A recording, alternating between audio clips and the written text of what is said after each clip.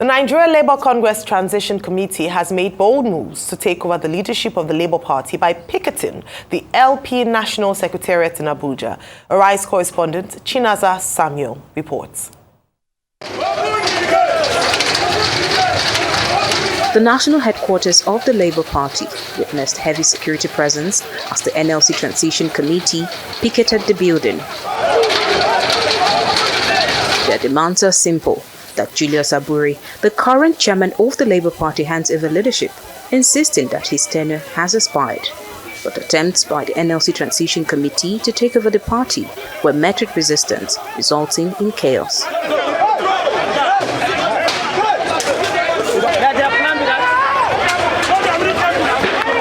The NLC and the Labour Party have been in a contentious battle over the party's leadership. They are calling for a new national convention to elect new leaders for the party. The issue at hand, which His Excellency knows very well, is that the tenure of Abure and his working committee, NWC, has ended effectively by the 10th of June this month.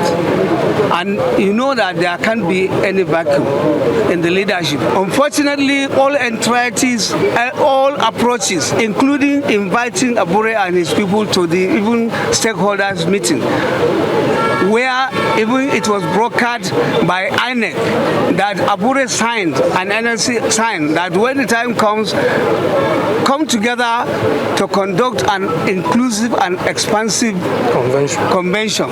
Unfortunately, Abure decided to do without NLC, even after having signed an agreement. The party's leader, Peter Obi, who was present at the headquarters at the time of the drama, appealed to all to explore the option of achieving their demand through a peaceful approach. He says he's optimistic of resolving the conflict. We are all members of one family. Aggrieved member of the family. Well, we don't know who is aggrieved and who is not. Families disagree. Like I told you before, you do disagree with your wife. I do the same thing. So all of us disagree. These are members of the same family. That's why I came to see them. The meeting today was convened at my instance. And if you were inside that meeting, I preached only one thing, that I have come to start the work of reconciling the family. The next course of action for the Labour Party remains uncertain as the NLC Transition Committee pushes for immediate action, while the party leadership seeks a more reconciliatory approach. It's clear that the coming days will be crucial in determining the future of the Labour Party. Chinaza Samuel, Arise News. All right, so the presidential candidate of the Labour Party in the last presidential elections describes it or says that husband and wife fight. And so this isn't out of the ordinary, but is there more to this than just a squabble or a disagreement that's likened to marital dispute? Rufai? Unfortunately, I'll tell Mr. Peter Obi this. I'm not sure you can reconcile both parties. And I'm going to be blunt with you. The earlier you realize that, the better it is for you. And the fight is not about you. It's about chop. That's just it. That's what bedevils every political party. Go check the trajectory of history for political parties in Nigeria. How they split apart when interests align. Go check what led to the fractionalization of the Action Group, where the likes of Akintola pulled out of the Action Group to go set up their own party. When a party becomes successful, you start to have fragments of interest. And the fragment of interest is deeper than anything. And these fault lines of interest are not big fault lines. It's when my interest and yours align. You can now see that all of a sudden, Abure, that was fighting Lamidi Apapa before, interests have aligned today, so they have collapsed. Before, Abure and Obi were together. But today, Lamidi, and they were fighting Lamidi Apapa then. Today, Lamidi Apapa and Abure and my very good friend Arabambi They are all together today. Interests have aligned. The enemy today is Obi and NLC. That's why we officially call it Labour House of Confusion. Just like Fuji House of Commotion, Labour House of Confusion, it's a likely of plantation, Fuji House of Commotion, Labour House of Confusion. So their interests today have aligned. And why did all these interests become this way? Because of the buzz that came to the Labour Party. And all of this is for 2027. Because since the time Obi used this Labour Party ticket to get about 6 million votes, Labour Party presidential ticket is hot cake. And it's going to be a fight to finish to whoever they'll give in 2027. Obviously, you can see it's already a fight to finish across the states. That's why you saw what even the likes of Olumide Akpata is going through in Edo States. So once a party does well, its bargaining power for tickets on that platform becomes increased. All of this is not about Nigerians. They are fighting for their interests. That's one thing I tell Nigerians about politicians. All of this picketing, all of a sudden, yes, we know the NLC has a big stake in the Labour Party. It was created from them. But all of this is also because the pie is sweeter in the Labour Party today. When the Labour Party was in the doldrums, was the NLC picketing every day? So all of them is an intersection of interests. It has now become Labour House of Commotion. So Obi cannot settle it. You know why Obi cannot settle it? I will take Obi back to before the time he joined Labour. There were cases in court before he joined Labour Party. There were cases that were resurrected as they were indications that he was going to join the Labour Party. And those cases were resurrected because they knew that once he joined, the profile of the party was going to go up. So here you go, Nigerian politics. Welcome to Labour House of Commotion. But the thing about these scampering parties, we now look through the evolution of political parties. When they fight, when they decimate like that, then they degrade. Then the so-called thing they were trying to uphold in fighting for, they lose it all in the end. So it becomes a zero-sum game of losses. That will probably be what will happen to the Labour Party. All right, so I don't know how strong the Labour Party is to withstand the consistent and continuous controversies, infightings that they've been having in recent times. This is not the first time the NLC has directed its members to picket offices of the Labour Party or the headquarters of the Labour Party. Earlier on this year in March, they actually gave a directive, and the reason that was given for that particular one was as a result of what they described as lack of transparency, autonomy, the high-handedness of the current chairman, Julius Abure, and the fact that in their own in their estimation, unilaterally called for a meeting, a national convention, and the exclusion of certain people, including themselves, who have statutory representation on the NEC, NWC, BOT of the Labour Party. Like you rightly, as you've mentioned or you surmised, Rufai, the Labour Party has become the beautiful bride where there are now many suitors, because, of course, of the outing in the last election. In fact, in the video that we showed you, you'd see Senator Ireti Kingibe of Abuja Senatorial District there behind Mr. Peter Obi, who was the presidential flag bearer. While he was speaking, one of the videos clips showed her just standing right behind him, and we'd wondered where she'd been in a while. So you would see that now the party is being distracted by all these shenanigans. First, it started with the crisis between, their Papa faction, the factions, Arabambi, and then Julius Abure, and then there were allegations of corruption. Remember, we interviewed members of the parties who had come out to say that the finances of the party was not transparent. That was another crisis. That was another shenanigan that had taken place in the Labour Party. And now it's down to, you're not giving us our place in the party. This is organized labor saying now. And we want to, have a say. We need to be involved. We need to be carried along. We believe that you're not leading right. Your tenure is over. We don't want you to continue. Abure out and the likes. And here and there we see Mr. Peter Obi trying to come in as arbitrator to make all hands, all people come to work together. Because, of course, the strength of any institution or the strength of any group like the Labour Party is in unity. And we've seen that play out in different, that's why we had APC, the formation of APC, PDP, the old PDP, the new PDP. And this is the way of many political parties in Nigeria. The moment, during the days of struggle, everyone is doing it and just fighting for the people, as it were, and building up structures and saying that they are different from what has been, what has already been. And then let a little success come in and then things go a bit mad. And that's why we said, as long as it's the same people, Nigerians themselves, who are running these parties, if we don't fix ourselves and political consciousness, or why people go into politics in the first place, we will continue to see this cycle play out again and again. As long as we have the same, people who have come from different backgrounds to come into, to form a party, if we don't deal with the fundamental issues of, let's even have parties that have an ideology. What do you stand for? The Labour Party, at least amongst all the parties, seems to stand for, since it started off with the NLC, registered in 2003, with regards to workers' rights, welfarist ideology, and so on. But now it's just going awry. A number of things are going out of place. And like I started off, I don't know how strong the Labour Party is to withstand these many distractions and these many controversies and these many infightings, especially because they've just experienced success. It's important to note that it now seems like even the obedient movement on which the Labour Party rode in the last elections is separating itself from the Labour Party, saying that they are independent. Yes, they went to work because they felt like he aligned with their views, but they are not aligned with any party, especially the Labour Party, now that so many things are coming up.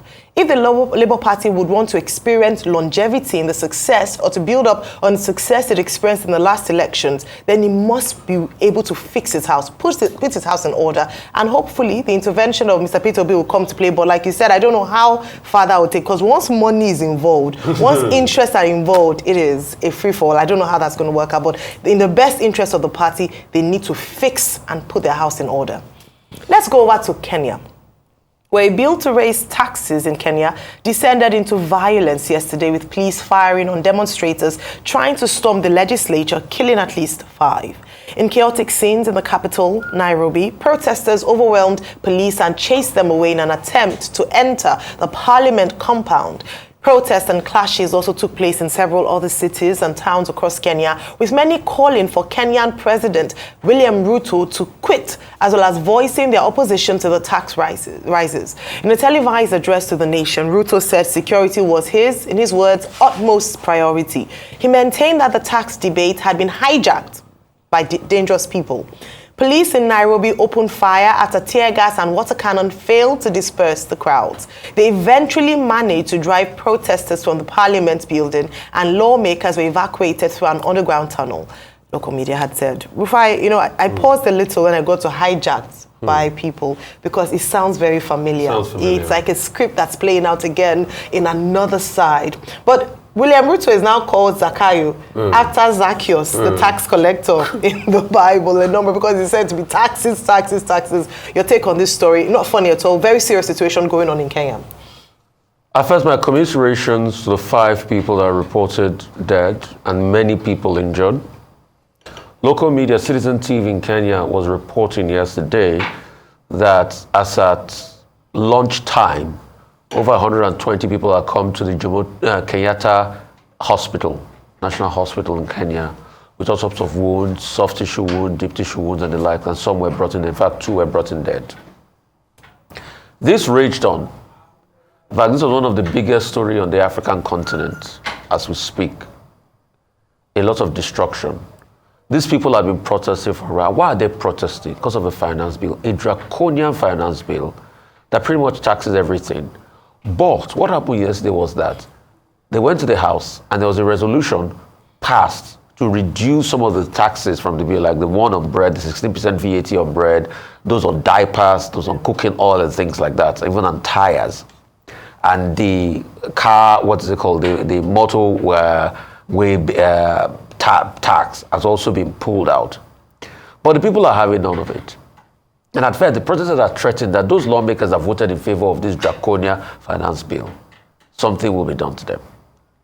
It pretty much reminds you of Nigeria, because at the same time, you are taxing the people, but you are feeding fats. This was the same Ruto that went to America with over $1 million worth of private jet that he rented. Anyway, he came back to lie that it's not the same, that's not the true price.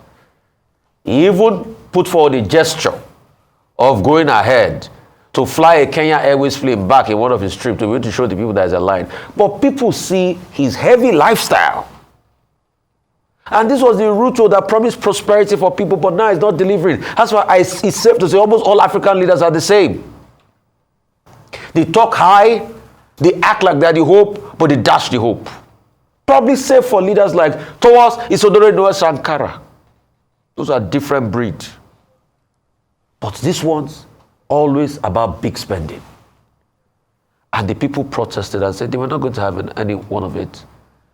I do not support the violence, the breaching of the parliament. They destroyed the Kenyan parliament yesterday. The lawmakers had to run into the basement. But those protests were not only in Nairobi, in Eldoret, in Kisumu, in Mombasa, other parts of Kenya. There were protests all through because of this. Yes, unscrupulous elements have hijacked, which we do not support. President Ruto also gives them warning. So it's not like a state of emergency already in Kenya because it's called in the KDF, the Kenyan Defense Forces, to complement with the police.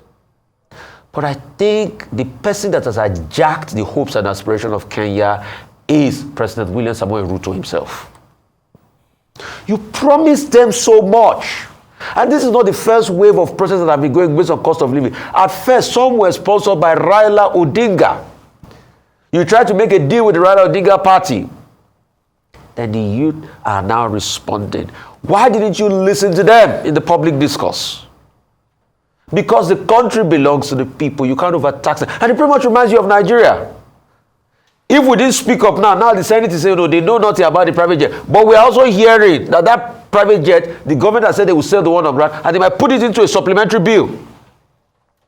Just like they used the last supplementary budget they collected we talked about yachts. So the insensitivity of the governments across Africa is a big bane to the development. And how can Africa rise? And that's the reason why we created Arise News Channel. The full meaning of Arise today, if you don't know, is Africa rising. How can Africa rise when the leaders have myopic mindset about their own personalized self-interest? And that's the problem across all the countries of Africa, from Cape to Cairo. And that's what is happening in Kenya as we speak. So this is you, the Ruto, that promised a lot. Today you have given so little. The Kenyan citizens are dying on the streets.